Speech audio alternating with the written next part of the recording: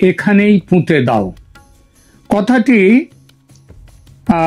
বাংলাদেশের পদচ্যুত প্রধানমন্ত্রী শেখ হাসিনা বলেছিলেন গত বছর 5 আগস্ট। আজ আগস্টের 4 তারিখ, রাত পোহালে 5 আগস্ট। গত বছর এই দিনটিতে প্রধানমন্ত্রী শেখ হাসিনা দেশ ছেড়ে ভারতে চলে যেতে বাধ্য হন। তার এই যাওয়া নিয়ে অনেক জল্পনা চলেছে বাংলাদেশে, যেমন তিনি প্রধানমন্ত্রীর পদ ছেড়ে চলে গেছেন কিনা সেই বিষয়টি এখন পরিষ্কার। তিনি পদত্যাগ করে দেশত্যাগ করেননি, অর্থাৎ আইনত তিনি এখনো দেশের বৈধ প্রধানমন্ত্রী এবং মোহাম্মদ ইউনূস একজন বেআইনি দখলদার। প্রধানমন্ত্রী হাসিনার বিরুদ্ধে আরেকটি বড় অভিযোগ, তিনি দলের নেতা কর্মী সমর্থকদের বিপদের মুখে ফেলে নিজের সুরক্ষিত স্থানে চলে গিয়েছেন। যদিও চলে না গেলে তার যে সেদিন বেঁচে থাকা সম্ভব ছিল না, এই কথাটিও সবাই মানেন, তবুও অভিযোগটি উঠেছে। 5 আগস্ট দেশ ছাড়ার আগে গণভবনে কি ধরনের পরিস্থিতি ছিল এবং ঘটনা প্রবাহের গতি প্রকৃতি নিয়ে তথ্যনিষ্ঠ কোনো সংবাদ ইতিপূর্বে মিডিয়াতে আসেনি, বেরোয়নি। সম্প্রতি ভারতের সুবিখ্যাত টাইমস অফ ইন্ডিয়া পত্রিকা এই বিষয়টি নিয়ে একটি প্রতিবেদন প্রকাশ করেছে। সেদিন ঠিক কি ঘটেছিল গণভবনে তার পুঙ্খানুপুঙ্খ বিবরণ দিয়েছে টাইমস অফ ইন্ডিয়া বিভিন্ন সূত্রের উপর নির্ভর করে। আজকের আলোচনায় আমি মূলত নির্ভর করেছি টাইমসের এই প্রতিবেদনের উপর, সেই সঙ্গে আমার ব্যক্তিগত সূত্র থেকে যে খবর পেয়েছি সেটাও মিশিয়ে নিয়েছি এই সঙ্গে। টাইমস অফ ইন্ডিয়ার খবরের শিরোনামটি দেখুন, then shoot me in Sheikh Hasina's final defiance, army ultimatum and reluctant exit from Bangladesh. এর অর্থ আমি যাব না, আমি পদত্যাগ করব না। এইটা বলার পরে যখন তবুও তার সেনা অধ্যক্ষরা, সেনা প্রধানরা যখন এইসবগুলো বলছেন, নৌ বিমান এবং অবশ্যই স্থল বাহিনীর প্রধান তারা সবাই ছিলেন সেখানে, তারা যখন বলছেন যে আপনাকে পদত্যাগ করতেই হবে, তখন তিনি বলেছিলেন তাহলে আমি তো করব না, দেন শুট মি, আমাকে মেরে ফেলো, আমাকে গুলি করো, এবং তারপরে আমি যেটা ওই হেডিং দিয়েছি আজকের আলোচনায় যে আমাকে গুলি করে মারো এবং এই গণভবনে আমাকে কবর দিয়ে দাও। এবং তিনি শেষ পর্যন্ত তিনি কিন্তু দেশ ছাড়তে চাননি, এবং সেই জন্যই বলা হয়েছে রিল্যাক্ট্যান্ট এক্সিট ফ্রম বাংলাদেশ, অর্থাৎ না, তিনি চাইছিলেন না বাংলাদেশ ছেড়ে চলে যেতে। অর্থাৎ আইনত তিনি এখনো, শেখ হাসিনা এখনো দেশের বৈধ প্রধানমন্ত্রী এবং মোহাম্মদ ইউনূস একজন বেআইনি দখলদার। এই বিষয়ে কোনো দ্বিমত নেই। প্রধানমন্ত্রী হাসিনার বিরুদ্ধে আরেকটি বড় অভিযোগ, তিনি দলের নেতা কর্মী সমর্থকদের ঘোরতর বিপদের মুখে ফেলে নিজে সুরক্ষিত স্থানে চলে গিয়েছেন। যদিও চলে না গেলে তার যে সেদিন বেঁচে থাকা সম্ভব ছিল না, এই কথাটিও সবাই মানেন, তবুও অভিযোগটি উঠেছে। 5 আগস্ট দেশ ছাড়ার আগে গণভবনে কি পরিস্থিতি ছিল এবং ঘটনা প্রবাহের গতি প্রকৃতি নিয়ে তথ্যনিষ্ঠ কোনো সংবাদ ইতিপূর্বে কোথাও বেরোয়নি। যা বেরিয়েছে তা সম্পূর্ণ অনেকটা কল্পনার ওপর দিয়ে। সম্প্রতি ভারতের সুবিখ্যাত মিডিয়া গোষ্ঠী টাইমস অফ ইন্ডিয়া এই বিষয়টি নিয়ে একটি প্রতিবেদন প্রকাশ করেছে। আজকের আলোচনায় আমি মূলত নির্ভর করেছি টাইমসের এই প্রতিবেদনের ওপর, সেই সঙ্গে আমার ব্যক্তিগত নির্ভরযোগ্য সূত্র থেকে পাওয়া কিছু খবরের ওপর। টাইমস অফ ইন্ডিয়ার খবরের শিরোনামটি দেখুন কি লেখা আছে then shoot me inside Sheikh Hasina's final defiance, army ultimatum and reluctant exit from Bangladesh.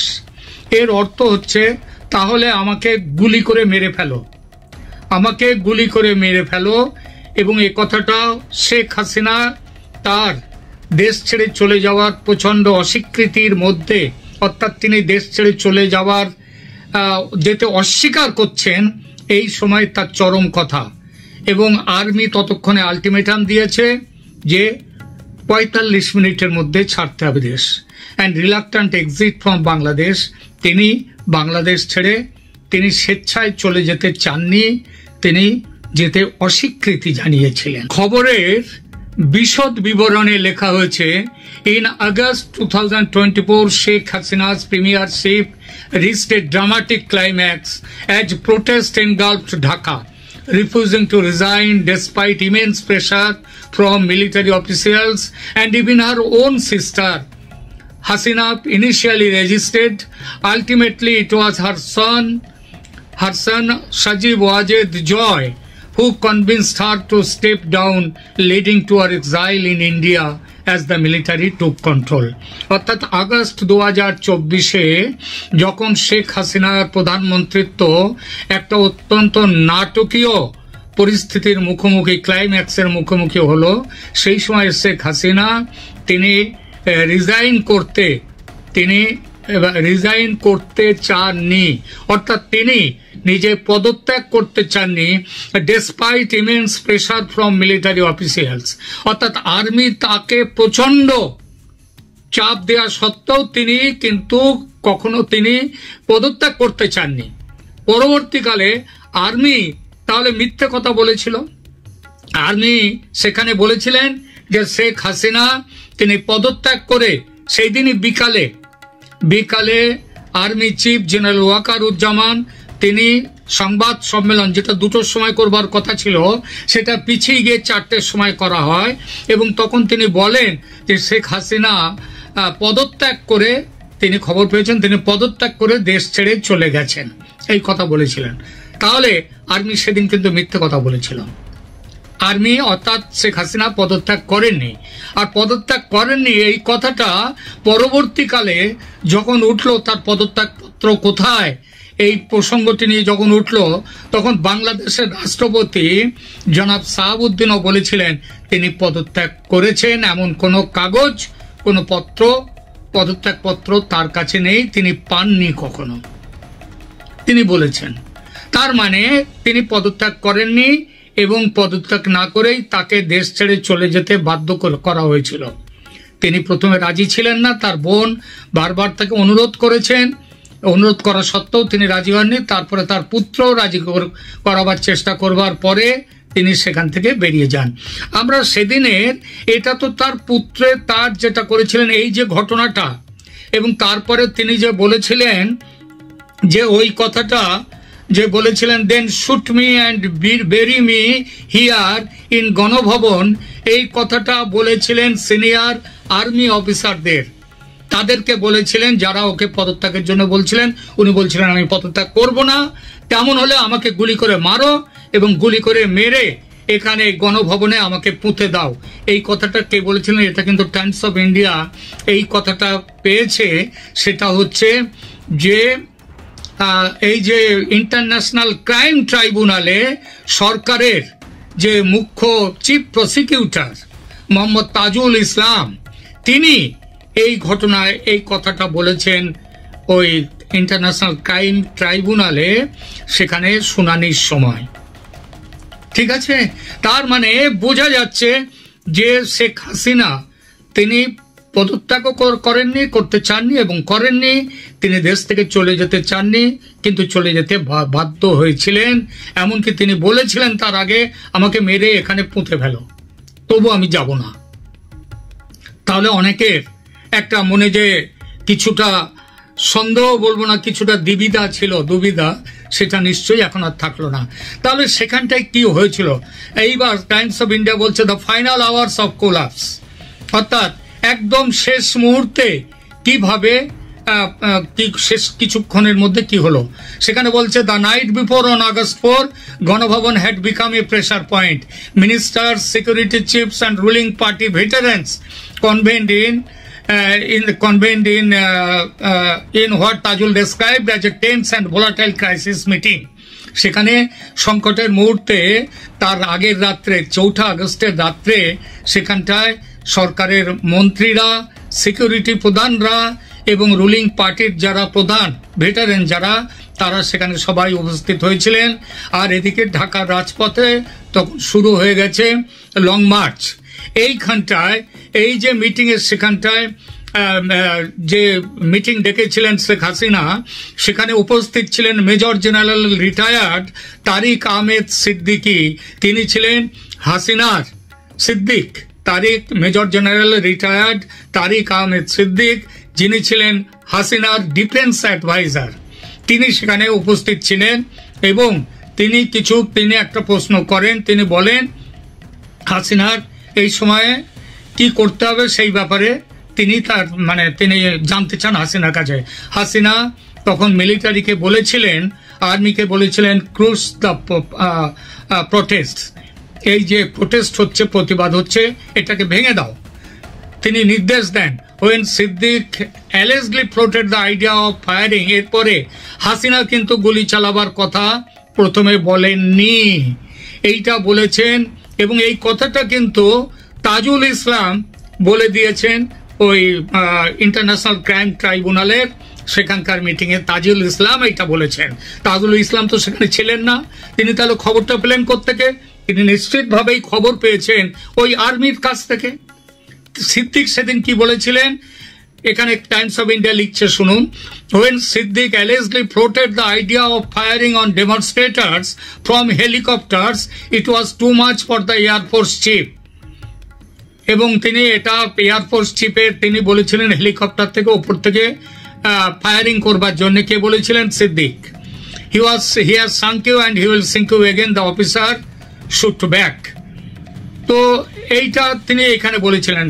এখন তারপরে আরো এখানটা কথা আছে যে এরপরে চিফ প্রসিকিউটর ইন্টারন্যাশনাল ক্রাইম ট্রাইব্যুনালের সামনে যেটা বলেছেন, এ টাইট সার্কেল অফ লয়ালিস্ট, অর্থাৎ হাসিনার অনুগামীদের একটা, যাদেরকে আবার তাজুল ইসলাম বলেছেন ওই গ্যাং অফ ফোর, অর্থাৎ দুষ্ট চতুষ্টয়, এইটা ব্যাখ্যা করেছিলেন। তারা কিন্তু হাসিনার সামনে হাসিনাকে ঘিরে রেখেছিল। এবং এদের নাম হচ্ছে, কারা কারা ছিলেন? ওবায়দুল কাদের, আসাদুজ্জামান খান, আনিসুল হক এবং সালমান এফ রহমান। তারা হাসিনাকে বলেছিলেন আপনি পদত্যাগ করবেন না, ডোন্ট রিজাইন। তারপরও দেখা গেল তার মধ্যে অনেকেই, তাদের মধ্যে সেনার মনোভাব দেখে অনেকেই হাসিনাকে বললেন যে চিন্তা করুন, এই বিষয়টা নিয়ে চিন্তা করার আছে। এই সব করতে করতে সারা রাত ধরে কিন্তু এগুলো চলছে। এই করতে করতে 5 আগস্টের সকাল ভোর হয়ে এলো এবং সেই সময়ে হাসিনার উপর, শেখ হাসিনার উপর যে চাপ, সেই চাপ স্বীকার করার মতো নয়, সহ্য করার মতো নয়। পুলিশ ফোর্স তারা পালিয়ে গেছে, তাদের কাছে কোনো আর্মস নেই, কোনো অ্যামুনিশন নেই। আইজিপি চৌধুরী আবদুল্লাহ আল মামুন, যিনি এখন রাজসাক্ষী হয়েছেন হাসিনার বিরুদ্ধে, তিনি বলছেন, হ্যাঁ তিনিও এইসব ঘটনার খবর ওখানে দিতে পারেন, তিনি চৌধুরী আবদুল্লাহ আল মামুন, তিনিও সেদিনের মিটিংয়ে ছিলেন। তিনি বললেন যে they could no longer contain the surging crowds, তারা এই যে প্রতিবাদে এগিয়ে আসা জনতাকে কোনোভাবেই রোখার সামর্থ্য নেই তাদের। এবং তারপরে একবার আর্মি তারা আবার একটা অনুরোধ করলো শেখ হাসিনাকে। সেখানে কি বলল? পত্রিকায় লেখা হচ্ছে, the protesters are flooding Dhaka from all sides, সমস্ত দিক দিয়ে ঢাকাকে তারা ঘিরে ফেলছে। যদিও সমস্ত দিক দিয়ে কিন্তু ঘিরে নি, সমস্ত দিক দিয়ে, চারদিক দিয়ে যে সবাই আসছিল তা কিন্তু নয়। শেখ রেহানা হাসিনার বোন এইবার হাসিনার পা ধরলেন, পা ধরে বলছেন যে, এখানে লেখা হচ্ছে, সে রিপোর্টেডলি ফেল টু হার নিজ ক্লাচিং হাসিনা's feet, begging her to step down for the sake of the nation, but the Prime Minister stood her ground until her son Sajib Wajed Joy was brought into the fold. অর্থাৎ শেখ রেহানা হাঁটু গেড়ে বসে দিদির পা ধরেছেন, ধরে বলছেন যে আপনি পদত্যাগ করুন, তারপরে সজীব ওয়াজেদ জয়। কিন্তু শেখ হাসিনা কত বড় রাজনীতিবিদ এবং অত্যন্ত বিপদের মুখেও যে তিনি তার যে ধৈর্য, বুদ্ধি, স্থৈর্য যে হারান না, তার প্রমাণ কিন্তু এখানে দিলেন। মানে ছেলের কথায়, সজীব ওয়াজেদ জয়ের কথায় তিনি দেশ ছেড়ে চলে যেতে বাধ্য হলেন, কিন্তু তিনি পদত্যাগ পত্রটা দিলেন না। শেখ হাসিনা কি চেয়েছিলেন শেষ মুহূর্তে? তিনি চেয়েছিলেন যে